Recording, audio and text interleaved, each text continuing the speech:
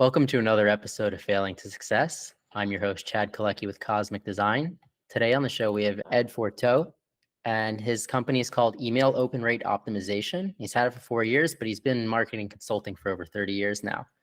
So, Ed, on a 30-year journey, has there been a struggle or a pivotal moment you'd like to share with us? Sure. I would say when we started email rate open optimization, it's kind of weird because I always was able to make sales pretty quickly when we started a business. This one was a bit different. It took 8 months before we made our first sale, which is highly unusual for us. It was just after the COVID shutdown. So that kind of handicapped us, actually, more than kind of handicapped us. And what I ended up doing during that period of time was building relationships. It went, a month, 2 months, 3 months, 4 months, no sales, no sales, no sales. I go, I have to change things up because this isn't working. And it was a service that when we talked to people, people understood, okay, if my emails aren't getting open, if they're not getting in the primary inbox, I need to fix it. Like the copywriting doesn't matter. The call to action doesn't matter. None of that other stuff matters if I'm not getting into the primary inbox or my emails are going into spam. People understanding that, it was hard for me to put my head around, well, why aren't people working with us? Because their emails are still going into spam and they need our help. So what I started doing was networking with people. So, and it's a process that I now use and I teach my clients. And I started thinking about, how do you end up getting business with people? Like, who do you do business with the most? Well, it's people that you know, like, and trust. So the first thing that I did was I tried to make friends with people. And sometimes people go, oh, busy people don't have time to make friends. Well, if you approach them right, yeah, they do. And then the next step is talking shop, which, if you go to a social gathering and you meet somebody, you're talking about common things first, and it always leads to, like, what do you do? And then you're telling them what you do and what they're telling you what they do. And then if there's any commonality, you start talking shop. And then from that conversation, whether it's at that time or maybe you take their business card, you talk to them later, then you start talking business. They feel comfortable with you. And so I started doing that, and business started to come our way. And then almost the floodgates started to open up because I wasn't trying so hard to make sales. I was more trying to make friends. And then the process, I'm happy to go over that process with you. There is a specific process that I follow to make friends with people, and it works really, really well. Yeah, what is that process? I'm glad that you asked. So what I do is I look for dumpster fires that a business owner is having. Businesses have a dumpster fire all the time. I define a dumpster fire as something that requires the attention of the business owner. It's a problem that's come up. Problems happen in business all the time. And the thing about the dumpster fire is, it doesn't matter whether it's directly related to my business or not. I go in, I recognize there's a dumpster fire. And unlike the salesperson that's focused on selling their stuff, I'm focused on, you've got this problem. Let me help you solve this problem. I know if I pick something that is of significance to the business owner, because after we're done, I'll get a thank you or I'll get nothing. If I get nothing, they go, it wasn't that significant. If they say thank you, I learned that when somebody says thank you, they feel like they owe you something. So you should give them a chance to pay you back. And at that point, I'll mention something, not necessarily about what I do, but I'll ask them something about their business. So I start talking shop. And then from talking shop, that leads to us doing business. But it all starts with finding the dumpster fire that they need to put out. What's an example of one of these fires you help somebody put out? That's another good question. I'll use one that I always turn to. Let's say social media. I'll see that somebody is posting on a regular basis and just not getting any traction. And you've got to kind of look closely to see that they're just not, say, posting on LinkedIn, but also posting on other platforms. So they're maybe using a social media app and just blasting one article out everywhere. And they don't care if they get any traction. But if you find somebody that's focused on one platform and they're not getting much traction, they've put time into writing the article, they hope that people will appreciate what they've done, and they're not getting any love from it. Now that's a minor dumpster fire, but a dumpster fire nonetheless. So what I'll do is I'll go out. engage with their content. I'm the only one showing them love, or there's only a handful of us. I'm engaging with them in a comment. I try to draw them in. I have a conversation with them in the comments, so it's a public conversation. And I can from there reach out to them via DM, continuing the conversation, and then say, it's really odd. You have really good content. Yeah, I'm baffled that you're not getting more traction with it. Is it something that you're concerned about, or do you care? Does it matter? And usually I'll say something. It probably doesn't matter to you whether people like it or not. And I'm just reverse psychology. And most people will say, no, I spend so much time on this content. I wish people would like it. And so I say, you know what? How would you like to do this? Why don't we support each other's content? I'll ring your bell. I'll follow you. I'll like your stuff whenever I see it.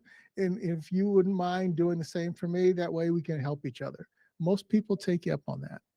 So now what happens is they see my content. I'm doing content marketing, but it's very focused. I'm putting the people I want in front of my content, and I'm helping them.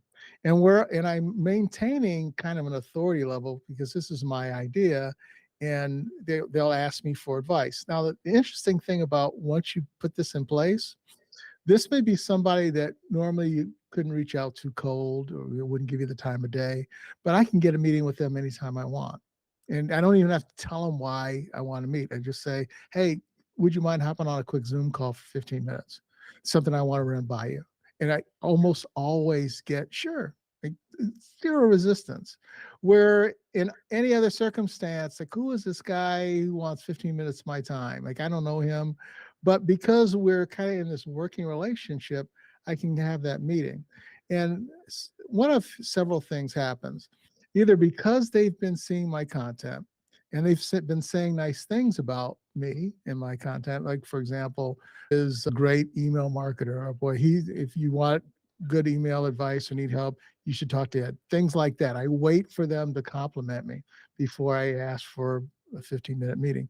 So now when I come to them about, I noticed something that you're doing, I think you could improve upon, it's coming from an authority.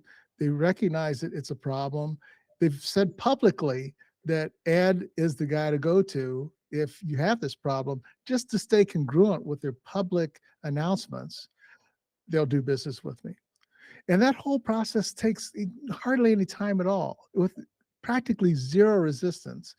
We have clients that do cold email that send out hundreds, thousands of emails a day and don't have the opportunity to have meetings like I do, where it's zero resistance, one call close.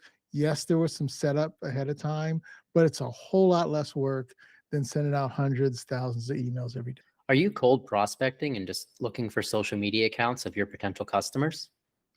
I do cold prospecting, but it is based on several LinkedIn filters. Like, for one, I don't know if you use Sales Navigator Advanced.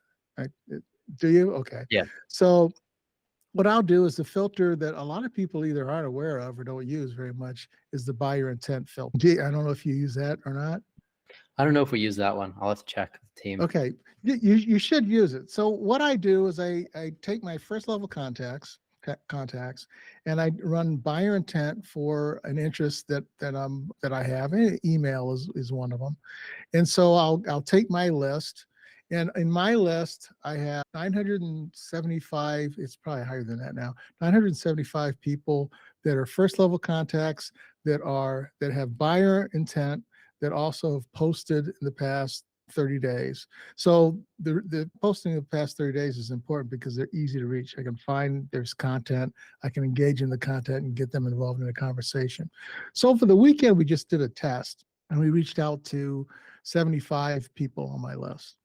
And all we did was comment on their posts. 80% of the people either replied or liked the comment. And of those people, I had people that wanted to schedule a Zoom meeting without me asking. They started asking me questions about email marketing because they went and they visited my profile. I've got 8 appointments this week just from doing that. It took 2.5 hours to do those comments, and 8 appointments that I didn't have to book, that they came to me. I've got actually so many people by doing that, I can't even get to them all, that I believe have interest, but there's conversations going on in DM, there's conversations going on in the comments. And from my standpoint, in B2B, what we want to do is create conversations. So from conversations, it can lead to a lot of different things. You're getting a client, one person ended up being a referral to another person that now I'm going to be on their podcast. Another person led to another referral.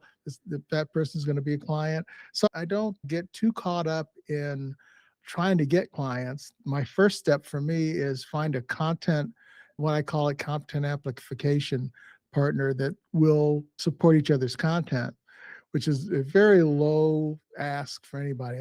Everybody benefits by doing that.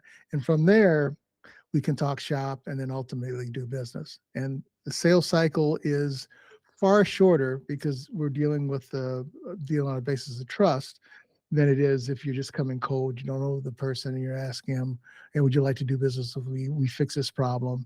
Do you have this problem? We can help you fix it. And you probably get those requests all the time. And I bet you don't do much with them when you get them on LinkedIn. It's good to add value to people and try and solve their problems with no ask in return. And you're right, it builds a stronger relationship. I found that is just a much better way to gain entry to people. And even if nothing happens from it, the person has a good feeling about you. And down the road, they could refer you to somebody, or they're engaging with your content, which helps improve your reach. There's so many things that can happen that are positive.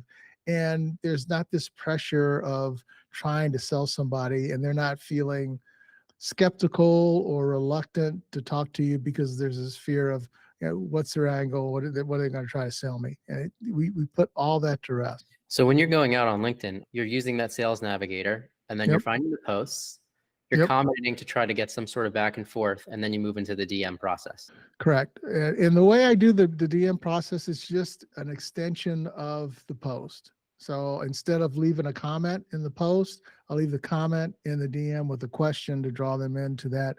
Now we've got a second channel that we're having a conversation with. And then at some point, what I may do is ask, can I send you an email? And I'll tell them why. And I don't, even if I have the email address, I ask for it. First, I ask them if I can send them an email. Then I ask, oh, what's the email where I can send it to you? And I get almost 100% open rate if I do that. And I talk about that on my profile, how to get 100% open rate. That's how I do it. Yeah, but everybody wants 100% open rate. Yeah, it makes a big difference. You don't have to reach out to nearly as many people. So has the business been scaling well for you since you kind of figured out the process, sales process? It has. And what we've moved over into more client acquisition, so helping people in that area, because ultimately if people have email open rate problem or a email deliverability problem, the reason why it's of concern to them is because it's hurting their business and trying to acquire new customers or communicate with their existing customers. So it's all a customer acquisition process, quite frankly. So we just moved farther up the scale, which is the business that I was in to begin with anyway. Yeah, marketing consulting again, right? Yes. Yeah. It all comes back. So Ed, if any of our listeners wanted to reach out to you or your company, how would they do so? If you go to my LinkedIn profile and just DM me, I'm finishing up a report called Business Rainmaker, which kind of outlines the process that I follow. And it's a replacement for running ads. It's a replacement for doing cold email. It's not even really warm email. And it doesn't ever feel like selling, either from me or the other person.